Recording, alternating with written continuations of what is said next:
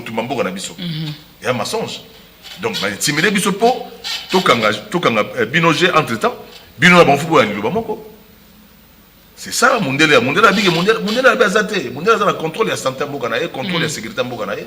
Mais quand Mundele wananda pimeli mais c'est parce que yo ndekora yo congolais mutoko kolobana okoloba kuna ke tala nyoka longa za na combien de personnes tala mbila bela za na combien de personnes tala baza na combien de personnes ye moko wera sona za na combien de personnes ba otoko tuma mboka so baya na raison ni Mundele tuni ba combattant poso bazali ba musicien congolais baza na poto.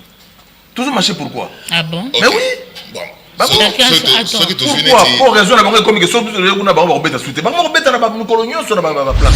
Donc vendredi, samedi, dimanche royoka quartier la terre bangokuna, royoka wenge ya bangokuna, royoka zaiko ya bangokuna. Banzembo na bino na permission ya nani? Bozo futu na ba droit pas ya nani? Et boko laisse basi na bana. Masumu. Bazo déstabiliser bino po bango ba avantage. Et puis tout ça qui peut concernant que ba combattre ba bosso baza koto.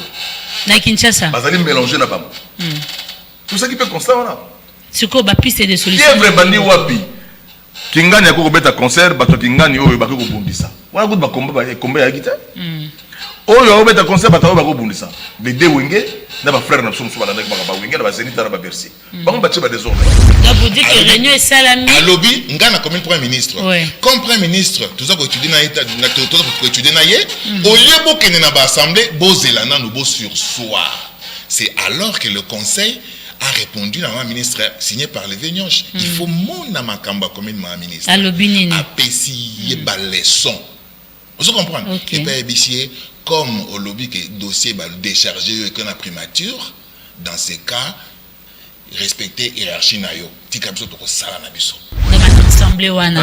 Et que singela ki sala maté. Yo zala ki au participer. Dans l'assemblée générale. Naye ko féliciter batu nyos bazaki na kata assemblée générale wana bazana posa avancement ya pays na biso na côté culture. OK. Naye ko senga bango merci puis naye ko senga na président Josa Roza Kulutu na biso. L'expérience na ma musique aza Kulutu. Naye ko senga merci azana courage wana. Moi je pense que ma ba sokoleza ma ba ide peste na ba PPRD ou bien vita imana non. Toi na posa ile ko wana ti. Mutu nyos azana posa ya venir ya makambo ya droit d'auteur ya soldat droit d'auteur dans ce sokoda a poussa na pembeni.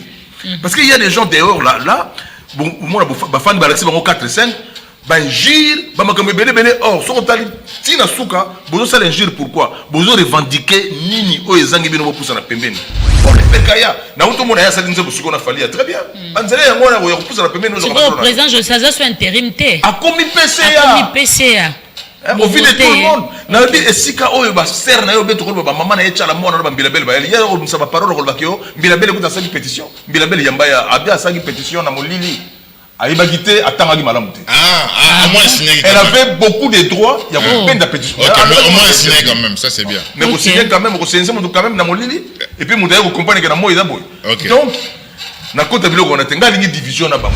Est-ce que bossa ki badmikanda ya ko tout est salami mais langage ya o ba la télévision que bo diminuer l'état bo diminuer ministre non ministre azali na biso ensemble ministre pour na maman ministre na zo biso mbote na respect nyo sta na longo la linete ngo mona miso na ngai maman ministre ezala prudente tozali bana na yo o baza ko ya pepa na yo kuna baza bana na yo mais yo kaka mato imi bale po o me mamanda na yo na kimia. Parce que biso za ba mission tozana opinion tozana makambe belé et tozana souffrance makasi to uti na ngo busika et sika to uti na souffrance so makasi to lingi mutazo ko sabso porta na mbango te. Oui Trésor. Boni. Ouais ça va. Biso atana nzala to un bloc relié. Non Trésor, ne te jouez pas avec moi. Bo saka nanga te komini. Hein? Aziza uti obenga nga o yaya eloko relié zate. Karmia benga nga kuna yaya to lambité. Au juste, j'ai envoyé moi on a tindi 300 € pour na ba provision. Mais bozo bisanga lelo. Le local na début moi bolo ka oulier ça te donne provision to ba maman tienne na provision na ndakoute. Ne te joue pas avec moi l'argent en Europe je te ramasse pas dans le dessous du trou du sourire papa. Tala, bosala lisusu lokola onste. Cuisine na biso. Et bongiseli bande konabino na ba masa na bino merkambo ya kitoko. Pona kosomba biloko na mokili mobimba, consultez notre site internet ou téléchargez l'application Cuisine Abisso, topez s'abonner na page Facebook, Twitter, Instagram, to YouTube, topez bobenga na numéro ya Cuisine Abisso. Cuisine Abisso. Et ko komisa biloko na bino, na ba famille na bino, paye pas ba masa na bino na Kinshasa.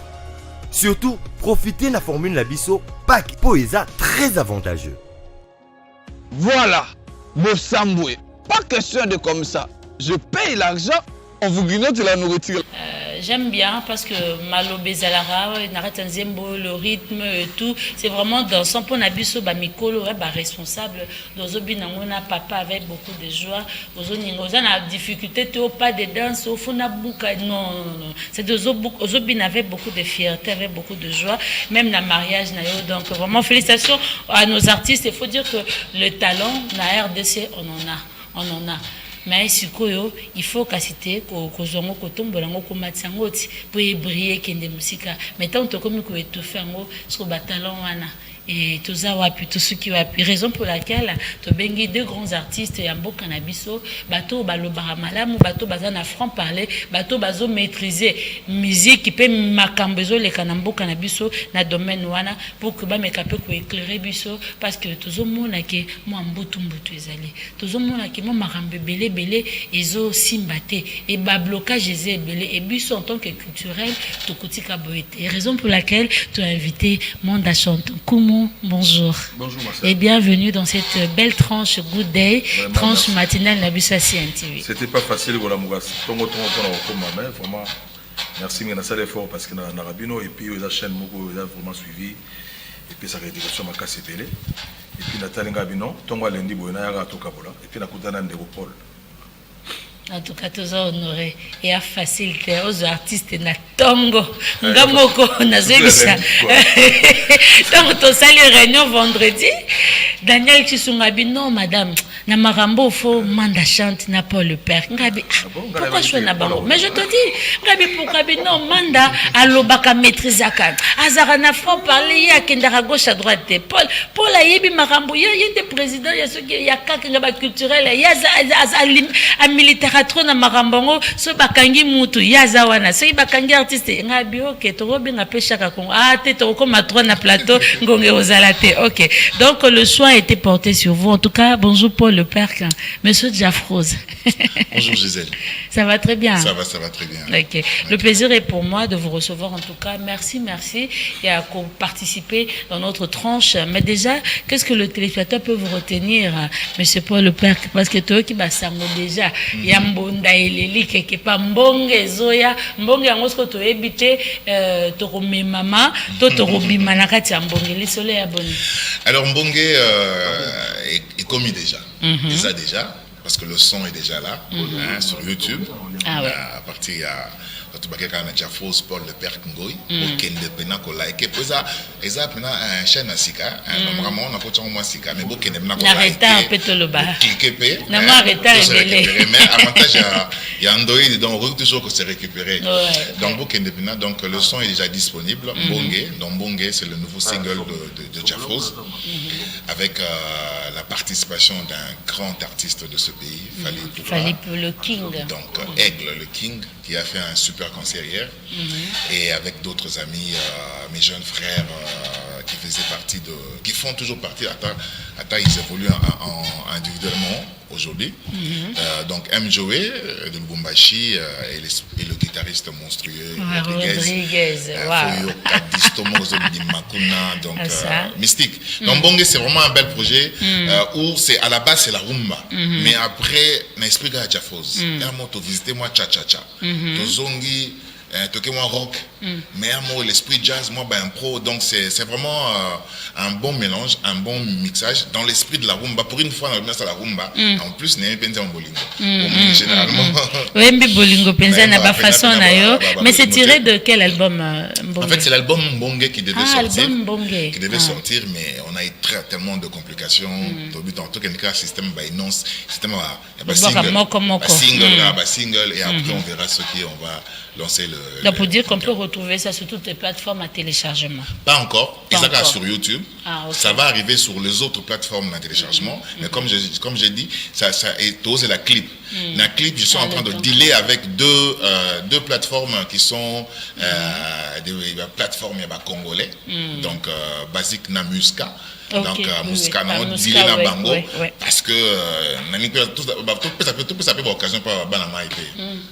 Bande qu'on a biso total andeni ba proposer musique na biso pe. Ole tokendaka na Spotify. Spotify a couleur nini. Kuna anglais na anglais. Monda Chante. Monde chante les lots aux okumba bana ok. Boni basango. Ouais, le groupe s'est porté très bien. Très bien, tu peux presque chaque semaine, hein, surtout que bah barbecue ana et auto rendolera bien bango. Moi les barbecue na psanda. Ah. Tout maman taba, tout maman. Ah yango te l'air bien belé. Tous mes camarades tous les a mais sinon ba concert to zongeli le tuko to place mon na Kasavu ba to mettre chaque vendredi. Côté nini wala. Na eza sika ka roger ça na Dibaya.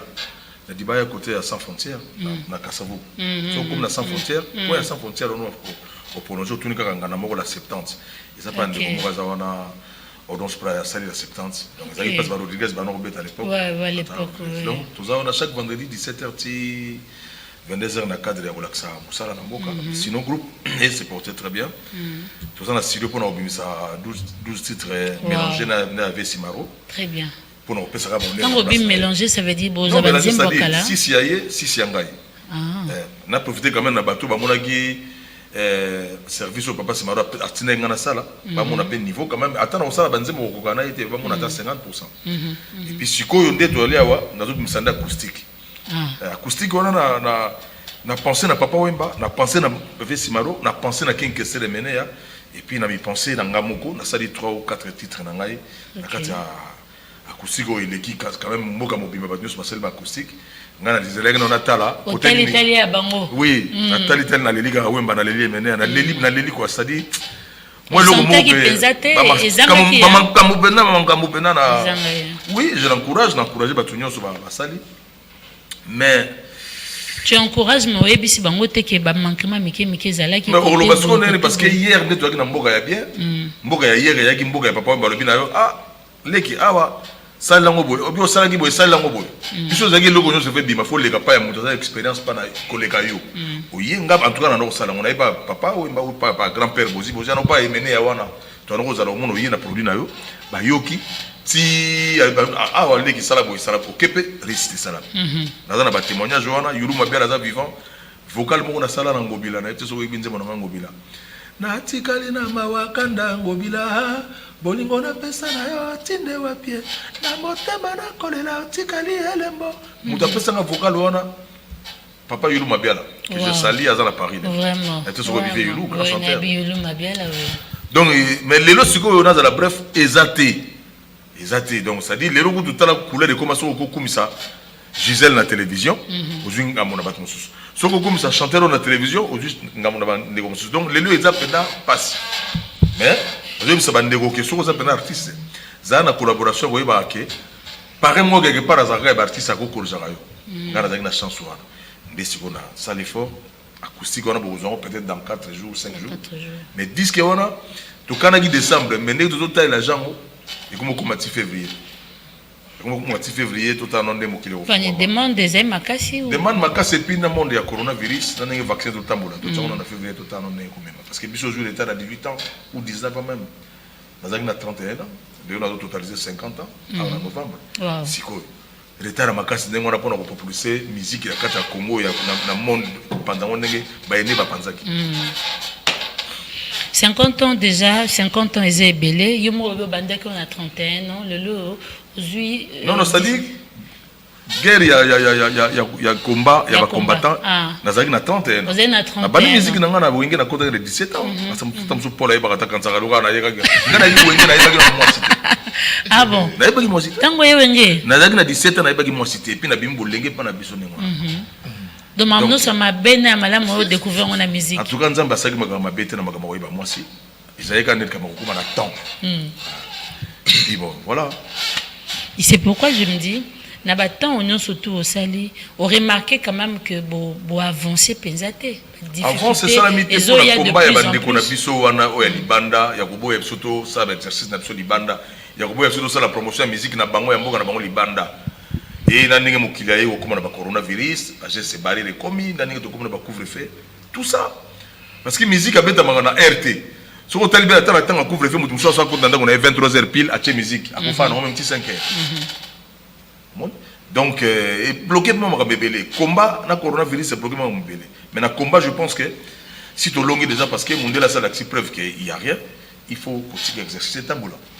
bolongi ndenge nini puisque ba concert qui prévu et belé mondele alongi alobi na biso boye bino ndenge nini bozali dispersé faut bozala ensemble bosoana ba frère na bino oyo parce que bango ba yo yebisa biso ke boyo kotia des ordres to mboka na biso ya mensonge donc ba timide biso po tokanga bino j'ai entre temps bino na banfu boya liloba moko. C'est ça, Mondele abike, Mondele abazate, Mondele a le contrôle de la santé mbokana et contrôle de la sécurité mbokana. Mais quand Mondele ananda pimeli mais c'est parce que yon décoré yo congolais mutoko kolobana, oko kolobakuna ke tala nyoka longa azana combien de personnes, tala mbilabela azana combien de personnes, tala bazana combien de personnes, ye moko wena sona azana combien de personnes. Ba otoko tout mboka so baya. Oh, na raison ni Mondele tuni. Oh. Mais quand même, tu es belé. Est-ce qu'il y a un problème? Est-ce que maman entre en Ghana na frère Paul parce qu'il est père moi. Entre bisous de fan vraiment. Ba bercer bête na mboko ba 150 personnes. Michael Jackson a autant combien de personnes? 100 personnes. Ouais. Et ça démarche ça ya otana comme musicien qui a battu belé. Mais ça tout n'est pas invité bazaki wana. Obi que invité nyoso azana na muta ça parce que mo sac. Mais ça même pas. Mais ben c'est pas invité. Ozana na muta kwa fako muta maquillage. Mais comment vous la mbila peine pour déplacer na mboka. Il faut azana ba coiffeuse na ye, il faut azala face. Même pas présent je savais. Donc nous ko lo baké. Faute à mondele zate, faute na biso moko. Ya kufunda baninga ya kolobana baninga ya kelba mondele koloba ko moni kutoba okenda na o wana zele mission to boni to comité na niveau ndengwana est-ce que koyela yote voilà et l'eau qui dérange ma casse moi je suis pas d'accord avec toi Paul ko répondre peu biso que non bo réussir pour nanga bo réussir karaté pour ceux qui bo réussir ça qui dans niveau mondele ndepenza conseil mais wera alingara funga masolo Paul le père Kavina. Bon en fait ngai le ko liboso na oloba politique est tellement premier plan dans mon bébé et comme il faut diviser biso. Alors tout on a un peu aveuglement dans la politique et comme tellement qu'on diviser biso to bossa que to abana mboka moko et que culture il fallait écouter ça biso. Ceux qui sur de point de vue politique to yo kanate mais culture il fallait ça biso. Mais comme ko tatu na culture pour na vraiment disperser biso or photo sangana pour toute la force donc bandeko combattants c'est vrai que revendication na misuso les arabiens mais misuso comme ça on peut business ba gagner si malango azak na ba chaîne YouTube na ba nini yesoka bande bandolo ba koti la vidéo 1 million de vues, 2 millions de vues, comment ça là? Bah t'as on a banana personne, moi ça va quand des ordres pour hier ça va toujours quelque chose à dire. Donc il est temps tout sangana, tout réfléchir, biso awa tout sangani. Moi je pense à une rencontre. Moi n'engage Chichi Etienne à organiser Jean-Val. Je pense à une rencontre comme ça où il y a artiste, manda chante, nous surtout à côté to kekuna. Hein? Na bango kuna to sangani to réfléchir to mais c'est quoi le problème? C'est quoi le problème? Non, salamate à Jean Wana. Rencontre quoi ça non équipe ya wera écouter na toute équipe a fallu écouter na mais OK na que non manda vandi, Viognon Sabandi, fali avandi, Munkulu avandi, Mama cha avandi, Babiso batebele bafandi, to kenanga mukuna ba boketu bafandi, ba Rex ba nini to bito to milo ba na vérité, c'est quoi le problème? To boité qu'il y a de la problème au niveau de politique. Mais il y a quand même un changement, il y a quand même un avancement. Est-ce que tu vas continuer jusqu'à quand? Ça n'a pas de sens, il faut qu'on se dise des vérités. Moi, je suis pour cet avis-là. Et, Bazapé n'a droit à empêcher Moutassa Moussala. Parce qu'on a raison, avancer, on a raison, le côté est un peu moins trop. Tu comprends? Ah non, donc,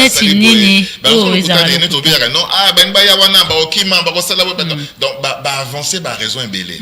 Vous comprenez? Mais surtout, on est là. Mais, il fallait servir biso des leçons pour Nanine.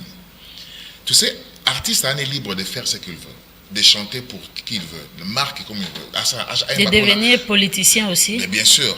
Mais artiste a toujours proche, il y a peuple. Peuple est la musique. Politique heureusement, Mikolo et moi avancé ça. Le mandat passé, il y a eu des choses, il y avait vraiment à redire. Un sentiment sans vraiment réfléchir. Vous comprenez? Or, il fallait prendre un peu de recul. Alors, ma combattant a fait réfléchir sur pour l'année. Tu as un concert car na diaspora congolaise. Vous comprenez? Il y a une influence ma casse, il y a quoi interdire. Mais en ce moment où je te parle, l'artiste est belé, ça va tourner. Diaspora qui t'équipe avant monter. Ouais, c'est Jupiter vrai. au quoi? C'est Jupiter. Mais gars, si on a le bango na bande quoi Gisèle na lobby que ba combattant poso bazali ba musicien congolais ou bazana poto. Toujours marché pourquoi? Ah bon? Mais oui. Bon. Pourquoi? Pour raison la bango comme que sur on a bango beta souté. Bango beta na ba coloniaux sur na place. Bon, on a cause à la raison mais na bika na nini. Premier combattant. So que tel dit ba Jupiter au quoi soit na ba tourner. Nanga ba Rodriguez ba tourner na projet na bango ba beta partout. Même petit Wendo a bêta qui concert avant même oui. Peut-être parce que ils n'ont pas vraiment un impact sur un niveau population et bah comme ça voulait faire passer un message. Donc théâtre, tout ça. Donc il est à un moment donné de comprendre que non, tiens, pour Namakambo, tu comprends, tu bêta à la diaspora, mais comment faire en sorte que bêta siko honnête pour bateau nous tout un impact na jeune population et à poto à taba combattant boye bossa il monté parce que bateau ba yana ba kipi ba kipa moi combattant et comme le niveau tout comme on a ba chargé culturel na bamboka na misos ba chargé culturel na to organiser ba événement culturel na biso to 5 saraba na mboka to sarabani to mesbani donc to ça ba événement bango kuna sur place donc et puis concert moko toko sangsa to ti ba manda ba nine to ba bet na concert wana na batum super poto ba lobi na concert wana to lobela ba problème zo le kanani na to tala kala mingi te fali ba alo lobelo ko mo sur makambo zo le kana est a décrier que ba jeune moko ba sali marche pour na premier est ba kangi bango fali pas a décrier ça ce qui se koto sanga ina ba faidu ba to bino na ba tapoto tout ça ba événement moko to sanga na ndenge nini boyo kana wana noté entre bino ce qui déjà to sanga maintenant to lobela biloko mo ngande ngwana mo que porter un message on est à ma case parce que porter un message on reste entre bango la première fois ba bêtise sur leur combattant à niveau moko botang ba ko saccager biloko na concert ya fali parce que ba mona donc concert on a tellement d'ampleur. Alors, Babeti Solongo, c'est la première fois que Babeti Solongo a une chaîne internationale. Pour les entre biso. Donc, tout tika un peu moins loyenge, oui, mais tout réfléchir, tout zonga, tout que non, nous pouvons faire avancer beaucoup de choses grâce à la culture. Pour le parc, manda chante le belo moko ça pertinent. En tout cas, na lengi manda chante expliquer ngo bien. Abi ba premier combattant. Bato ba lingi te musique bête ezana ba musicien baza basé na poto. Bangonde bazoti ape bakal. Redia Miss Autobeta. Oui, manda ko argumenter. Redia Miss Autobeta concert moka eleki kitoko makasi. Musicien zaki et pas JB lala aimer l'alias. Abeta ba concert eleki. Maman na bandele sou ba mbale ba misa baza na poto baza ba combattant ba lingi biso do beta te na poto. Hein?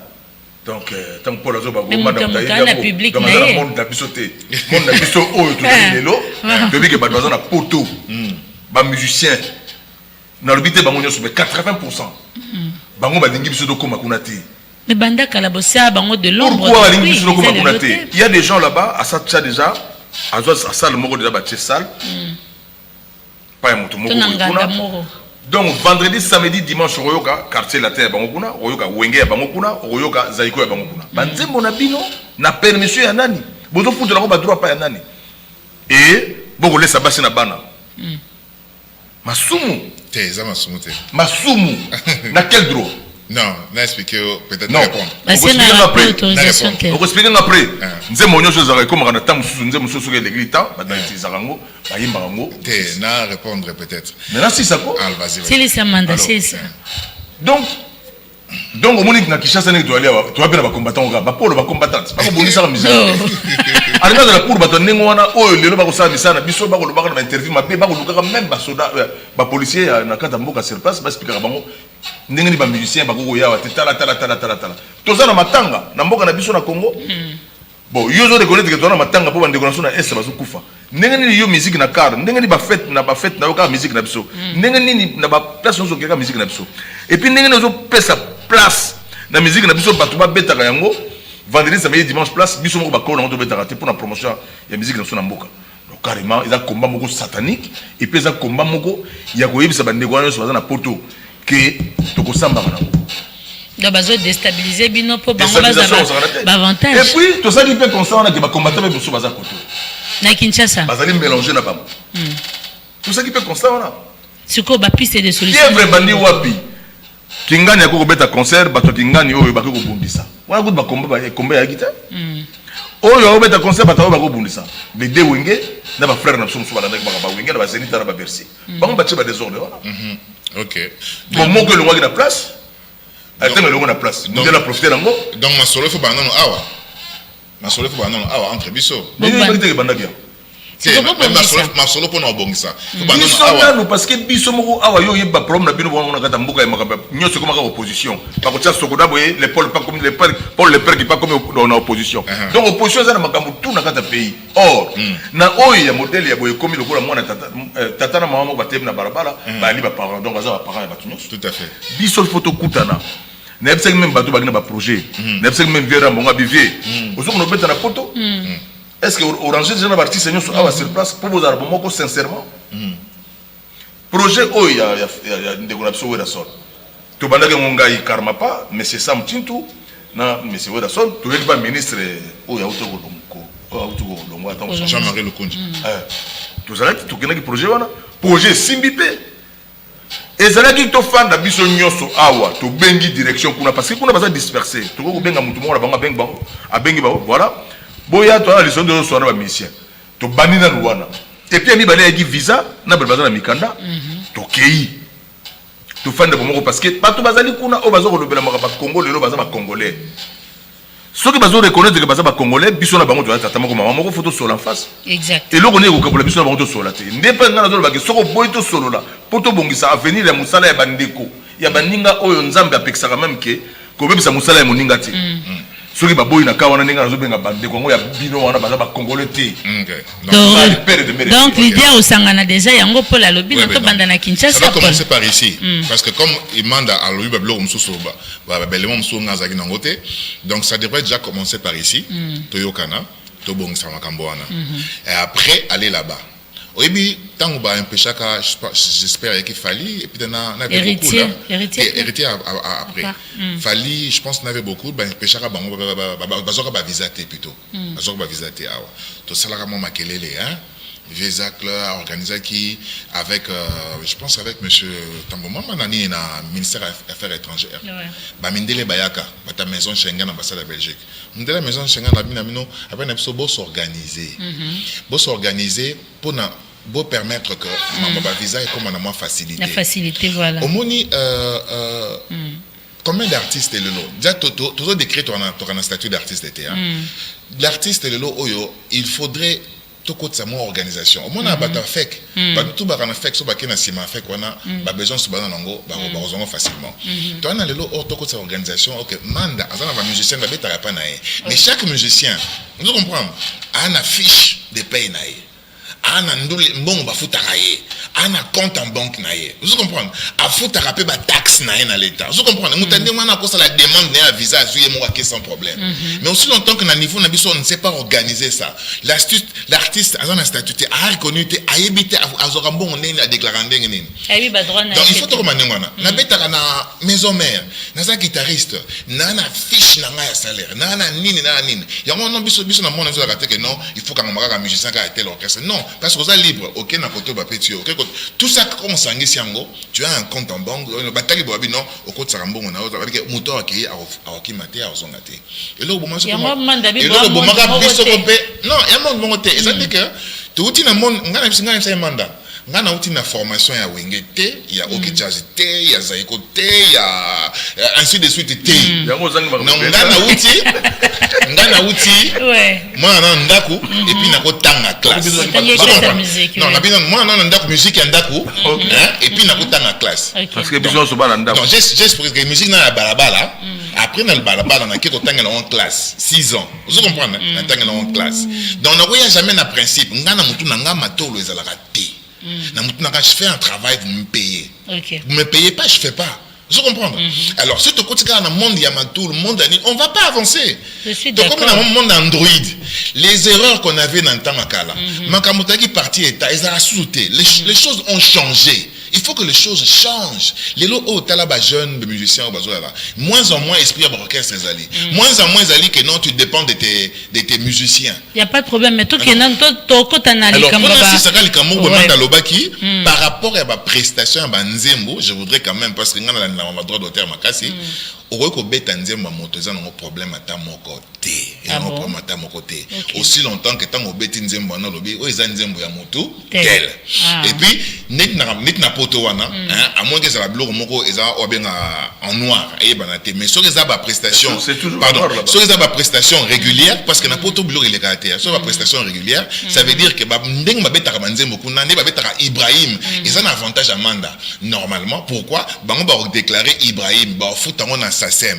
or face Sassem soka ziongo ce qui Manda Sassem te Sassem faut tindango na Soneka na Sokoda mais comme Sokoda réciprocité za raté yango monument da zokambongo wana te mokolo réciprocité au coma ils ont compris et comment abiso ça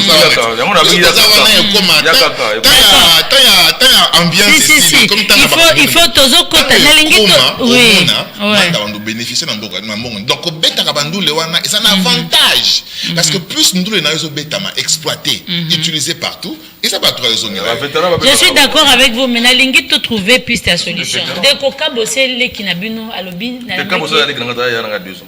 Kabosé ah bon ah to bon ça penza yo zo ko 50 ans les histoires de âge zo bep ça me pelé on mokolo mezo mona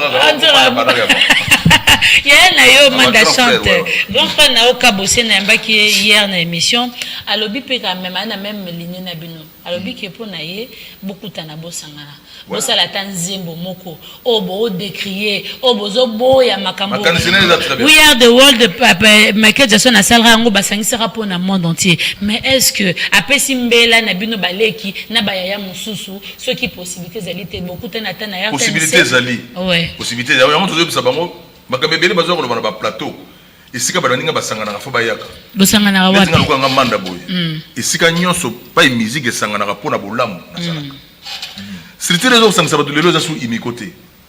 OK. Et ali Sokoda. Même aux akakunate. Pour ça na kuna po ba masolo belé o ya kata mboka musique. Sokoda ça sous droit d'auteur non? Erreur makasi. Erreur après au bana. Rolobano les points. Donc faut ça bastiti. D'accord. OK. Donc soko pusani ngana zo mona bandeko be bazo kuna na Sokoda, pour na pusana na Sokoda pour en tout cas na pusa makaba drone na ngana zala à 100% parce que na za mater na nina apprendre tout. On a 100% à l'école. Il y a un autre bateau qui a maîtrisé la matière. Mais pourquoi tu es loin? Pourquoi? Donc il faut que pousse en appel pour que les les galets on a c'est à Sokoda et ça rapport le Sokoda cause à la porte à sortir tant que tu n'as pas mon konzambo il y a Sokoda tant que tu n'as pas premier ministre il y a Sokoda motuna nanga manda Sokoda za porte à sortir il y a makambo les longs doit aller à Waluka toza imiko za qui force à s'engager avec président Kemonga à l'époque le toza na structure tout ça qui maisha park ba panza qui on ba frère ba yana yo ba panza qui maisha park le ba ça ramik na papa na Charlie Kumumba il pas za qui na makata bakamanga na il pas ça rasuté Sokoda comme le moi porte beaucoup ya biso parce qu'il y a bagay on a le na salle rare oui makasi oui makasi parce que bino ko tambola na makamba vita imana partout or que kuna na Sokoda vita imana moza il pas au pesa bien sûr donc kuna comme le moi point focaux moko ya biso ba mission toujours kutana pona ko mema maso na biso dans l'ensemble ne ba benga à l'amiable d'accord parce que biso na moko maman nga souffrir trop na musique na mboka trop je sais donc na koza choco le bato ba sala ki show mais ki show lelo et même et le moko te na résultat il faut qu'il y ait place show yali ko kamata mai ko boaka mai ekufa po boyeba nele oni pelese ki moto et lamba ou papier c'est ça le problème c'est quoi donc mbela na ezali li solo ya Kabosé mte ko isima kambo mbela na ngai yali koloba ke ba pusana même Kabosé na mona ngana kishaza te dernièrement ko fela ki frère na yemo boy na zo saluer pas grand frère na oui mais ti na ngi programme de ti na ngi lekaki ba tu ba zakara matanga to mona ka pete il faut pas mona naka comment on a biso na ba frère Paul boto kutana na biso comment on a ezali bien beaucoup de solution na ba piste comment on a na Sokoda bossa la réunion na yebisi yo ko kutana ya libye ngai na kutana kana yepo na so visa moko na so kana mboka moko na kutana kana na kata lingomba OK donc as artiste o il faut yeba ko pusana soki bisika ngo ba ya ko pusana ba bazo boya ay bisa baninga na biso baninga na yo bande ko na ye ke o nani kuna bazo boya biso na lobaki ya bo pesinga invitation te D'accord. Pour le père, manda lobby que pour nato za piste ya solution. Pour to fungola trou wana esengeli bato ba poussana na Sokoda parce que Sokoda za les structures ezako réunir ba artistes nyons surtout. Madame Gisèle, biso tozo na kati malobate na kati frère Paul malobate pour les pères. Biso pour bato bazali banda Sokoda wana makamna bangaka. Nous sommes des intelligents. Biso toza na maîtrise en matière. Oui. Mais biso bato to yebi matière amona no penate to za na posa na bino wana boya kuna bolo biso tala awa. OK. C'est ça le Paul. Tu dis que frère Paul le Paul balenza te. Sokoda ils a structure ils ont regroupé confusion. Au moins temps ba kenda na présidence. D'accord. Parce qu'il n'y avait pas de structure ba musiciens. Ba l'équipe par Sokoda, Génion Chabengsi Bato Bakeye, bon peu Bengi Batna Bango. Faut rappeler aux gens que le président Josanda Zali administrateur principal hein, c'est ça hein? Il y a Sokoda. Naïbi Kazali, à ma connaissance, Naïbi Kazali, vice-président et intérimaire, à ma connaissance. Vice-président intérimaire. Et intérimaire. Voilà, à ma connaissance. Hein. Ok. Alors. À ta connaissance.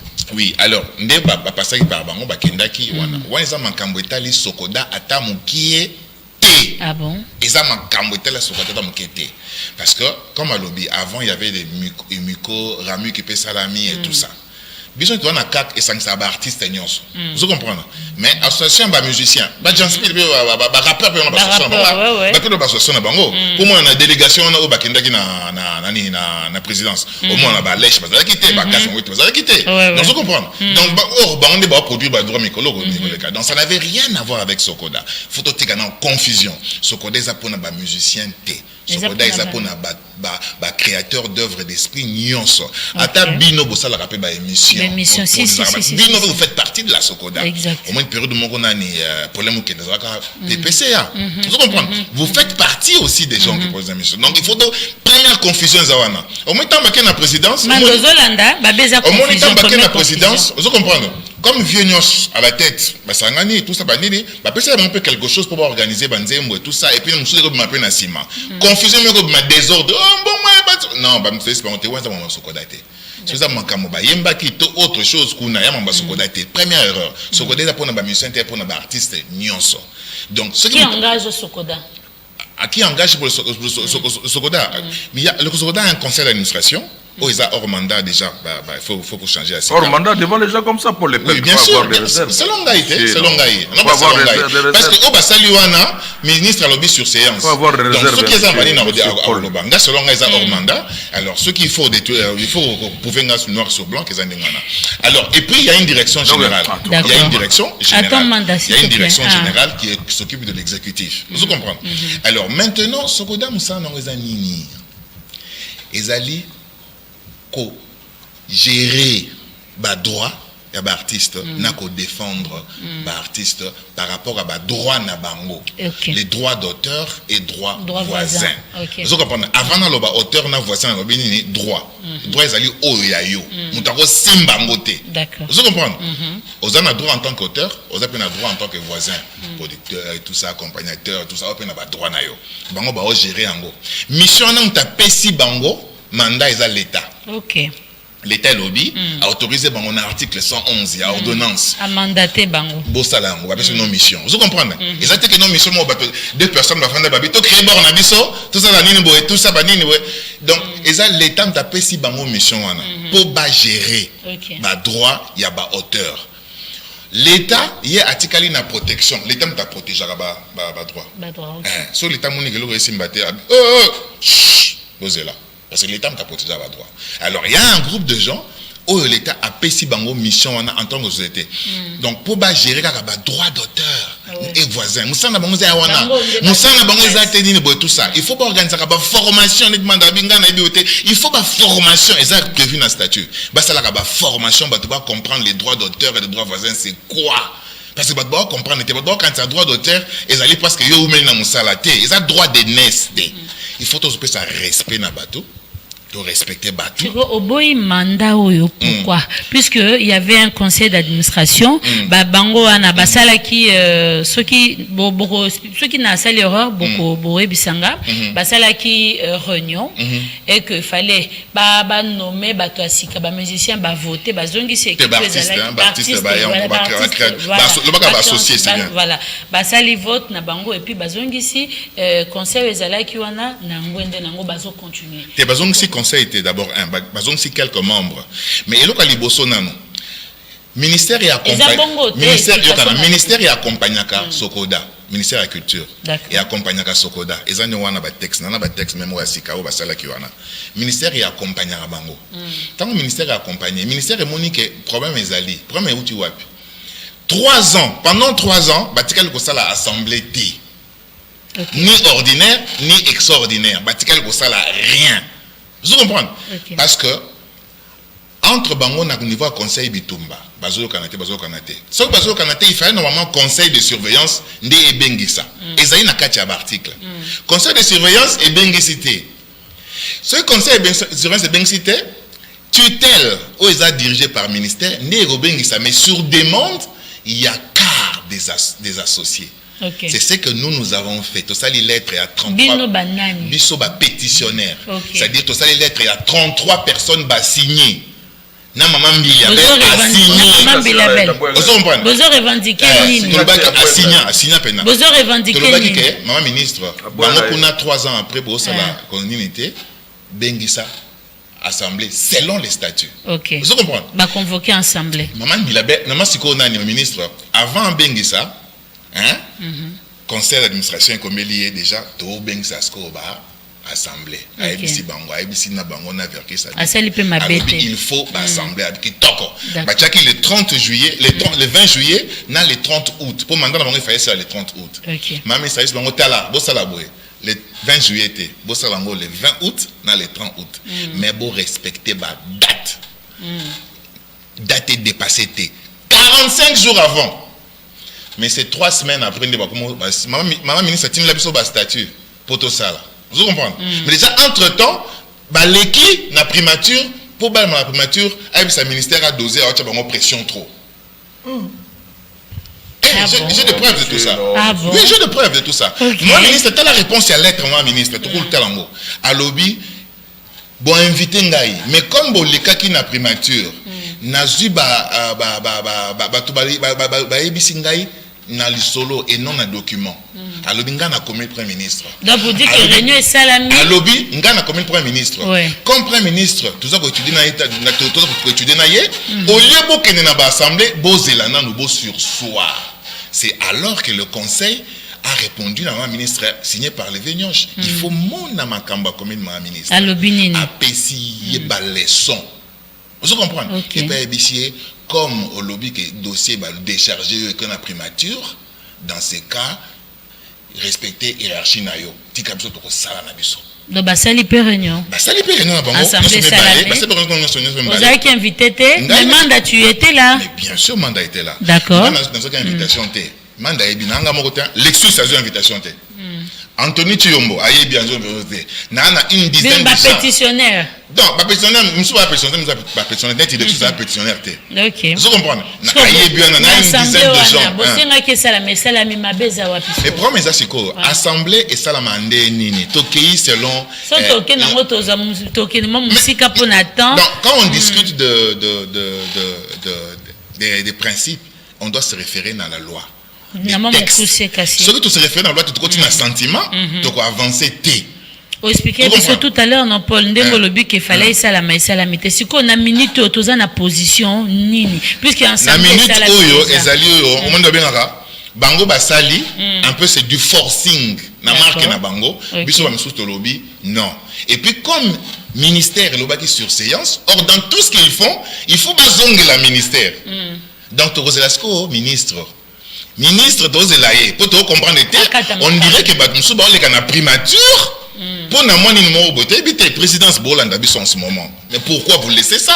C'est vous qui protégez les droits d'auteur. Calme-toi, Paul, le paiement d'achante, Paul le père Kassali, accusation, bazo revendiqué, bazo c'est obi ba makamu boza makasi awa. Alobi, bon, la combo wana, tolongola accusation.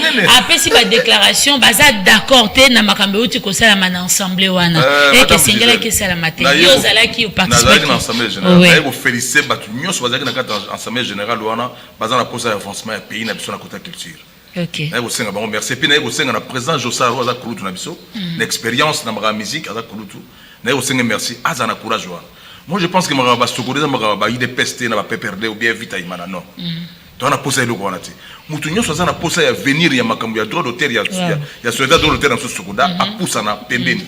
Parce qu'il y a des gens dehors là bon moi ba fan ba Alexis bango 4 5 banjir bamakambe belé or soko tali tina suka bozo sala injure pourquoi bozo revendiquer nini o ezangi bino bopusa na pembeni ya mona zongo suko websa na féliciter ma assemblée générale ndeleki batika kokotisa ministre na biso ya culture et des arts na démarche na bango ya négatif. Elle démarche moko négatif. Ah bon? Ministre azali tata na biso, azali maman na biso. Ko revendiquer ba droit est négatif. Ba revendication na bango et ali juste. Mais ce que zo longwa juste ezali, na tant longwa ninga ya woloba ma 45 jours ya le 30 juillet na le 30 août. Mais biso na kata mboka tozali na makamba ya bazong saki confinement ezongi mabe. Non mama ngamba zo loba parce que il y a non na politique ya lo bazaki passer. Ya comme ça ba mai keba ina ba. Donc maman 45 jours on est les gars biso na ba problème ya pour biso beta chaque semaine. 45 jours les gars biso na ba problème ya confirmer zonga biso makasi. Loga biso mboka. Et au moins ils sont 2 semaines même les gars même 3 semaines les gars qui ngai Paul à la frère na nga direct. Na bisaki banaka ngabi Paul. Même ingénieur Blaise Boula, même si on a dit, bisika to hotel, bisika to combien, bisika hotel, ma raison de panneau boité, parce que télévision, internet, ils ont manqué mon respect. Et puis vous voyez, ma gamba sogoda n'engue zokenda, bandegobele ba koti ba prison, bandegobele ba mon bébé pour na ko finga na ba manque de respect. Mokilimo de ko tambola rango na norme ko bateke o mukolo, o mutabanda avant. Na ko nebisa ba Félix Ouzazé qu'on a ba karma pas nga na expérience ko le gamno parce que nga na leki na bino na âge, mais na banda avant bino. Oui, mais respect ya mukolo, il y aura toujours la place. Ya ba oui. Nga na matière nga pour le perk na poussa na pemé na mukolo na pesa ah bon ozo ba pesa invitation nga na mona invitation le perk na mona Paul de la Silisa na mona invitation ya Blaise Boula ça va yo mona nga mona nga Blaise Boula ça na mona aïsek ngai moko donc ngai vie nyosh palo ba mo mona et puis na bisio et Gisèle souci na nga makasi souci na nga ba makasi na magabo nyoso et ki na Blaise Boula. OK. Mais Blaise a sali société droit d'auteur na. Oui, je l'encourage à Salayango, mais à Salayango na bitumate parce que ça pour na à sali société droit d'auteur te. Nga na zoka Paul le père kabisa Salayango. Nga bena mona na. Kana tangela yo. Atangela yo. Contrat à Blaise na. Gisèle ngam na parole na. Alexandre Asilisa. Asilisa. Vas-y. Politicien, cadre artiste. Madame Tozo c'est très important. Bango bazo maintenant le ko na politique a pas de peuple. Biso na ministère. Maman. Paul le père un artiste moko très bien. Ay Moussa na. A poussa na kuna na lingomba ya bandeko. Président Josa Kulutu nyonga longa okena makamona pour de bonté, c'est l'éternalité. Elle mandat est aussi là. Biso expliquer biso que a joué en intérim. Siko basali vote na bango to kei Paul le père kaya na uto mona ya sali nzo siko na fali très bien banzele yango na ko poussa na pemé nous le président Josaza soit intérim té a commis PCA au fil de tout le monde na dit esika oyo ba ser na yo beto ko ba maman na echa la mona na ba mbilabel ba ya o msa ba parole ko ba kyo mbilabel ko ta sali pétition mbilabel yamba ya abia sali pétition na molili Aïba Guité a tangagi malamu te. Au moins signé. Elle avait beaucoup de droits, il y a peine de pétition. OK, mais au moins signé quand même, ça c'est bien. Mais vous signez quand même, vous signez quand même dans mon lit et puis vous devez comprendre que na moi il a boy. Donc na côté bilo on a tenga ligne division na bango te. Parce que ngana ba valeur na bango. Même ingénieur c'est le boulot na wenga monta nga passe mingi oui na ndima. Na ningi bazala ensemble. Yena na kulutu na Josa. Mukolo to ke kokuta na président Kisekedi. To sole ba sole makamuni na misu nanga. Donc tous on a sima, tu es belé on te remet tout sa politique, tu respectes ministre na biso. Madame Mutuna Moko. Démarche au Bosali. Parce que le magamine la mi. voter président Jossa comme PCA. Boza dans le faux ou pas parce que pour le père Kalobi selon mi be kondenge pesa maki et sengela quitter ensemble année salle. Mon gars dans moi yé wana pour. Dans le bien na toki na ba confinement toki na makamba mboka. Au moins na nteke lika lumumba baba ba osali lika lumumba na janvier ba benyango jamais musuku. Mais est-ce que boza ki bad mikanda ya ko tout est salami mais langage ya o ba la télévision que bo diminuer l'état, bo diminuer ministre. Non, ministre azali na biso ensemble. Ministre pour moi maman ministre nazo biso mbote na respect nyo stand na longo la linette ngo mona miso na ngai. Maman ministre ezala prudente tozali bana na yo o baza ko ya pepa na yo kuna baza bana na yo mais yo kaka matoyi mibale po o mema mandat na yo na kimia parce que biso za ba ministre tozana opinion tozana makambe belé et tozana souffrance makasi to uti na ngo busika et sika to uti na souffrance so makasi to lingi mutazo ko sabso pota na mbango te yo zali tata ozali mama bande ko ba yepa na yo bazo mona ke baza na raison po biso mutozana raison tozali majoritaire tozali belé bakulu to nyonso bana nyonso musique bazali kuna bazali kaka misato nazo mon ingénieur Blaise Boula wa sali société na soi-disant et puis nazo mon frère Paul bon il y a ma frère Paul je sais pas ba leta na mon Paul le père donc na mon Paul le père boya pemeni ngai nazabe mission ko la bino nazaki bozo revendiquer le na bana ko tu fais le mona musika na ro saberer leo na poussa ni makambo na mona ke okomo futama ezaka bien au futami déjà manda chante oza na combien de chansons au Sokoda et ce futur yo effectivement nous avons combien de chansons en tout cas lelo nazo totaliser 78 chansons mais Sokoda lelo azo futa na ba fete azo futa biso na esprit moko oyo nga nazo mona ke eza départ moko ya moi malamu ça lobi na lobi ona kuna bakobongisa mama koyeba ke aya zo wapi et s'il te plaît futa marandeni parce que ezanzembo monsieur kozala s'il te plaît na silisa ngala ngina bobo expliquer nganga na ebité nzembo zalaka tamsu pendant une année et mati soto comme na 2021 et kiti nzembo mususu esiko bomba kakil bokaka bakakila mondeni yo bimindengo wana pe ça makamuta lepe mingoleka babi na Sokoda bazo futa quand même montant so imanda na tiyo mikolo ba futi au moins ebele nati par exemple 2000 oh et na banzembo mususu so ba futa ki 2000 faut quand même ballonner l'équipe foot à 1800 to 1700 1818 to qu'est-ce qui c'est yo ka compléter les pères qui ont besoin de invitation donc on se met des ordres s'il vous plaît pardon comme ba SMS vos SMS je peux pas de répondre awa esengi boye pona kanaka ekolango na ekolango ba senga boye manda comment ça se passe réponds-moi ça moi éclaircissement Paul na lingi mando éclaircir biso ça se passe comment na niveau sur na paiement on a lingala qui paiement et ça la naturel comme ça pour bazo bongisa la biso di solo yango maleme avec le temps voilà parce que Paul le père na kolobana boye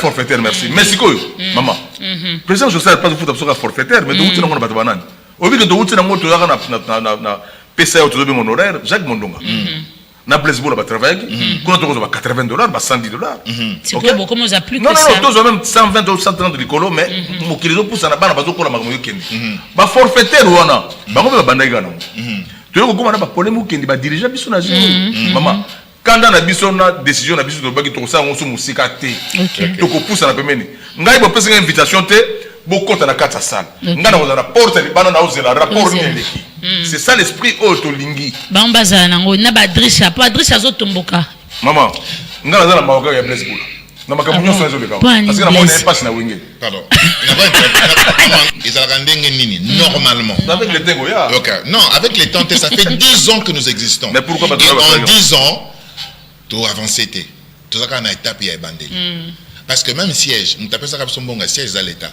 non sauf que tu as un siège au sein de le remonter vous comprenez et bah Blaise Tabaké bah tu as $120,000 dans katia compte vous comprenez 120,000 donc vous comprenez siège dans le remonter parce que bah ça son bon à l'état bah il y a bien sûr bah ça son bon à l'état mais si koyo nitinga misimbonge ezo beta na ba radio belelelo na na sale clip te so comme les canamons ba quelques coins comme beta non c'est on peut promotion quand même te clip so banda les faits que beta trop c'est ça qui fait que ba droit ils ont produire et il faut que ba bino tout bo futa biso mais tant bino bo futa net na ko peso siko net playlist ya nini ya radio Okapi hein donc ba communion so vous comprenez là a commis émission telle émission na yo manzemba bet na mission a commis nini bo tout ça tout est déclaré. Vous comprenez? Alors, et ça quand on a soit basangi si basu ba pays si on desco basu ba rôle munga. So na na ko la so ko ni nga sabam ponga na pena sabam na sabam au monde na pena ke na la so au monde na pena nze munanga rencontre a ebanité no monde na msuzu. Et puis c'est 111, msuzu c'est 30, msuzu c'est 40 et pour la Sokoda et ça m'a bon non, basta la mamanate. To me ça na déjà, vieux Bakawele avec qui je respecte, déjà, il y a tangi na papier. Vous comprenez? Il faut mise à jour. Il faut que ça change. Et après 10 ans, nous voulons continuer comme ça. Mais pousse en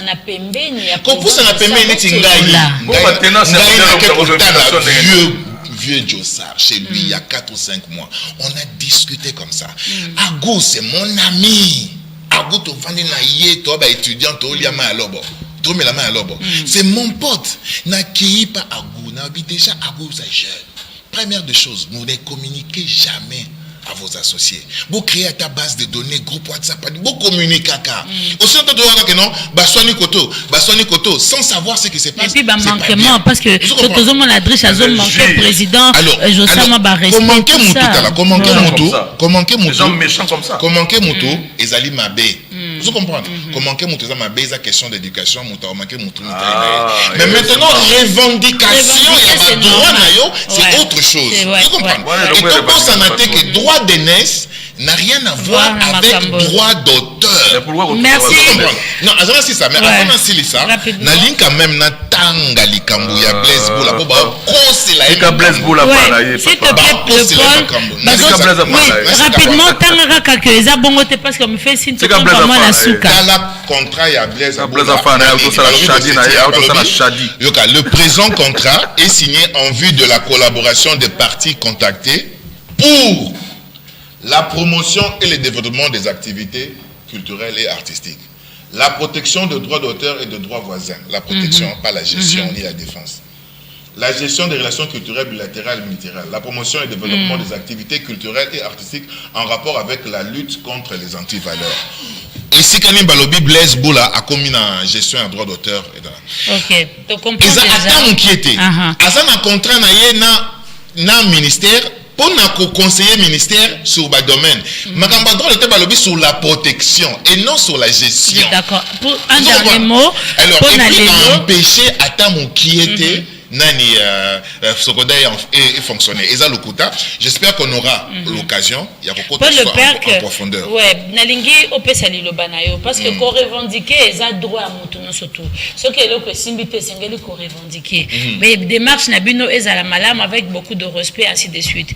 Batu bazo landa biso ba réaction ezali nazo sekakuti na WhatsApp wa. Batu bazo koma, batu bazo landa biso.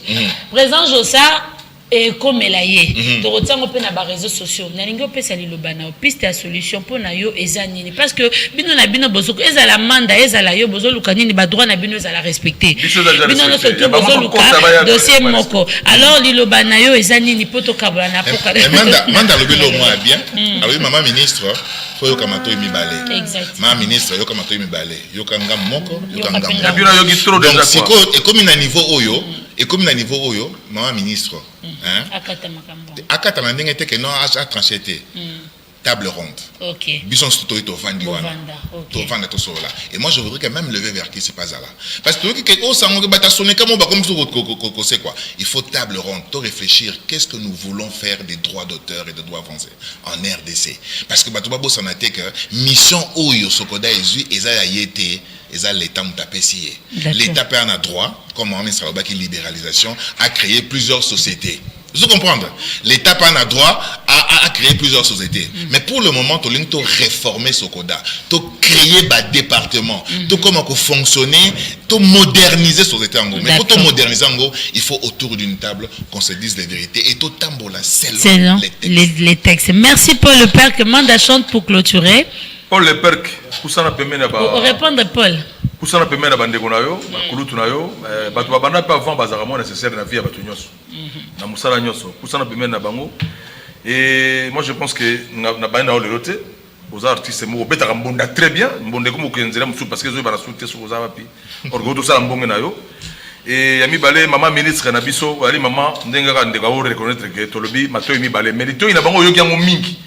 Biso tolobaki mukolo, to ministre na sika.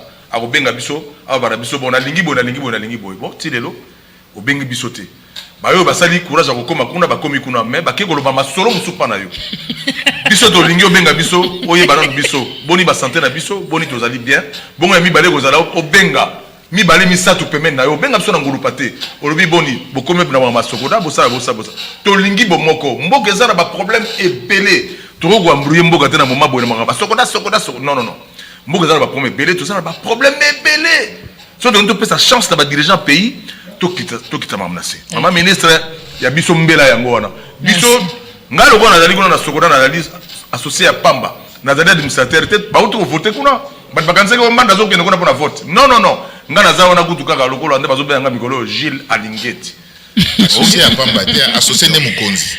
OK. Mais oui, il évité. Bon, on va travailler pour la biso, on va travailler la biso. Voilà. Merci à vous en tout cas, chers artistes. Mbonge na yo na lingango, sala promotion mbonge na yo. Ingénieur Blaise Boula, Shadine Ntembo Kitoko, sala promotion ya Shadine. Kulutu nyonga longa zali wana éternel mati. Tous à l'ensemble et puis tout le botika ministre ça musala tout ça va promouvoir les fonds de promotion culturelle tous à les côtés. Merci. Nous on a créé le cadre. Merci à vous. Oh là là. Nous avons créé les cadres pour la vous comprenez. Tout ça un dossier à FPC, tout un dossier à bâtiment une certaine censure pour nous relire à Bambongo. Tout un dossier belé photo landais. Merci Paul Le Père vraiment merci à vous artiste Paul Le Père que vraiment d'avoir répondu à mon invitation. Merci à Amanda Chante. Merci à c'était très important, c'était très intéressant pour yo camarade non se bimi biso non se tozo revendiquer ka ba droit na biso même ngai pe ba droit na ngai ya be biso pe to ke de ko na société musicien mokote abo ya appel voilà na biso nyonso pour na ko sauver image beaucoup tana boto sangana pour sangisa pe biso presse to zala wana to participer na ba réunion to mona bo kata biso pe to pesa sango na bato balanda biso c'était ça la rediffusion c'est déjà à minute 30 beaucoup la rediffusion il y a tranche na biso bon vent na ba oh non surtout bazoluka moi gain na bango na minute atiki ba na bimi na tongo pona roluka kwa nga pona rolesa bana pour force à vous les artistes vous oyemba parce que lobi na bino bozala te me ba na bino ba na bino ba souffrir merci à l'équipe. La maison Stelman vous propose des prestations de qualité pour vos gâteaux de mariage, anniversaire ou autres événements. La maison Stelmac vous propose aussi des gâteaux personnalisés pour vos anniversaires ou autres. Contactez-nous au 06 63 30 36 83 ou encore au 07 81 83 15 74. Vous pouvez aussi nous contacter sur la page Facebook Hostelmac.